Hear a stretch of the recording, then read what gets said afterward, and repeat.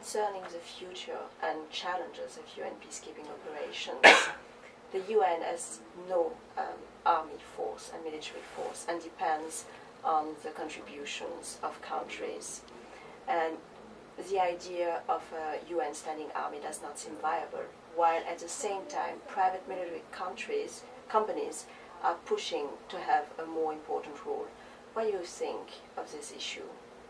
Well, you know, I think it's actually very important to have national armies in the service of the UN. Because peacekeeping, I mean, as we discussed earlier, it has a fundamental political dimension, including in protection of civilians, because the peacekeepers that they deter because of their military posture, they deter because of the blue flag, but they deter also because of their nationality, the signals that they send of a commitment of the international community. And that's why, by the way, the broader the pool of troops, the better.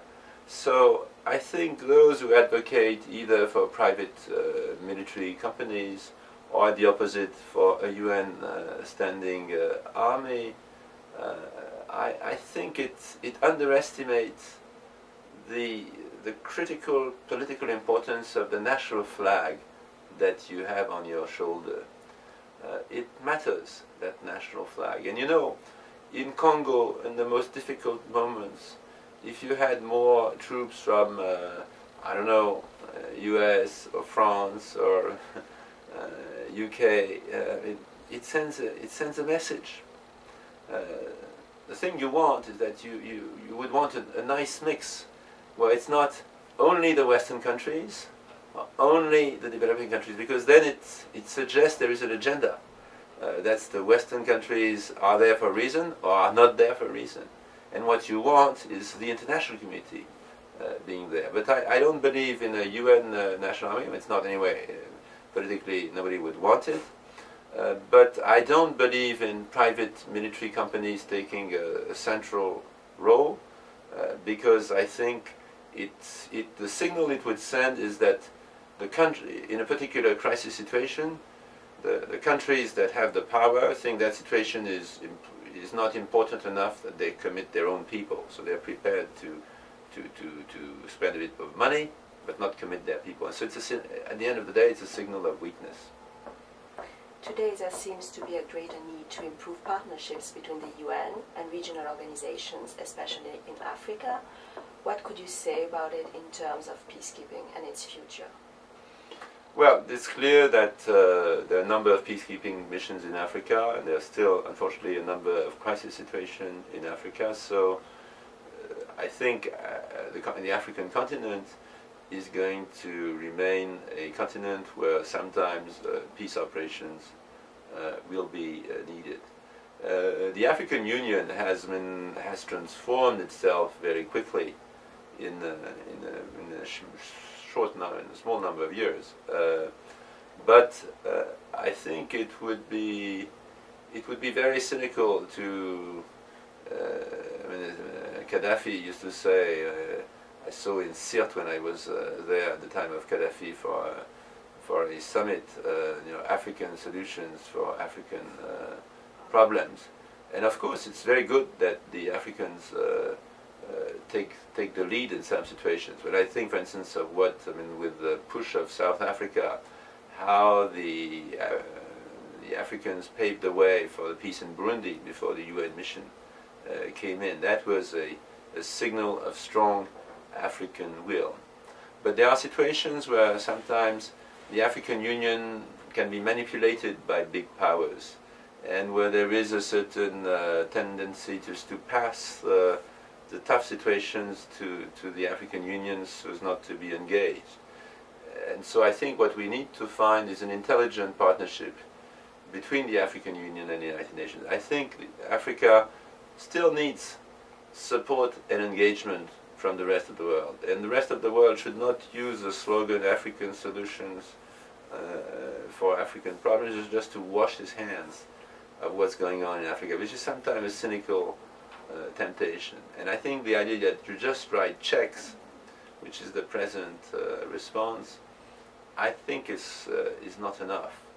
I think it's good to help support African troops, but I think in some cases you need to do more, to do more than that. And I think it's probably going to be one of the challenges of coming years to build that relationship of respect and trust between African Union and the United Nations.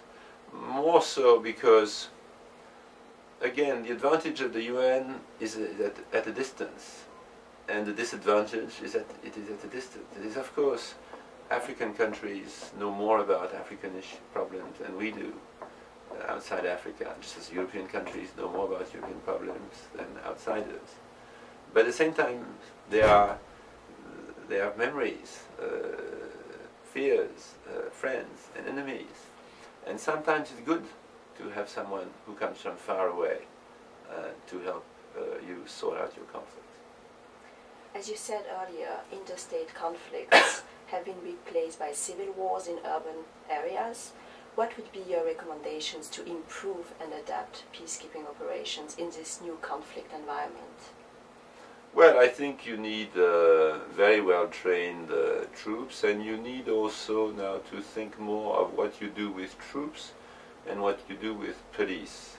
Because there is now a kind of continuum from, we've seen it in the slums of Haiti, from police operations that are really on the high end of police or close to military operations. So you need to coordinate what the police does, what the military does. There has to be a very good integration of command in some operations.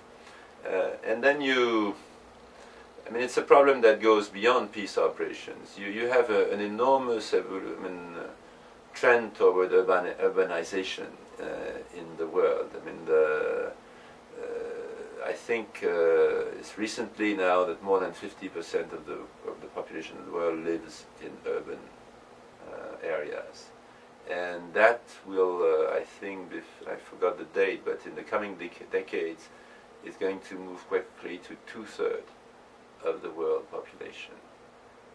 And that really changes the social dynamics, and also, because it's part of social dynamics, the dynamics of conflict. So how do you repair the social fabric in urban environments? What kind of programs should you have? There have been in Haiti, for instance, there's been work on how you collect the guns. It's not the traditional disarmament program that you would have in Sierra Leone. You need, for all the kids who are in gangs, you need to use the sort of parallel structure they have created, but to turn it into a force for the good rather than a force for the bad. And on all that, I think we have a lot to learn, and the military and the police answer is just a tiny part of the answer. Some concluding remarks. Is there anything else you would like to raise about when we think about peacekeeping, its future, and today's main hotspots?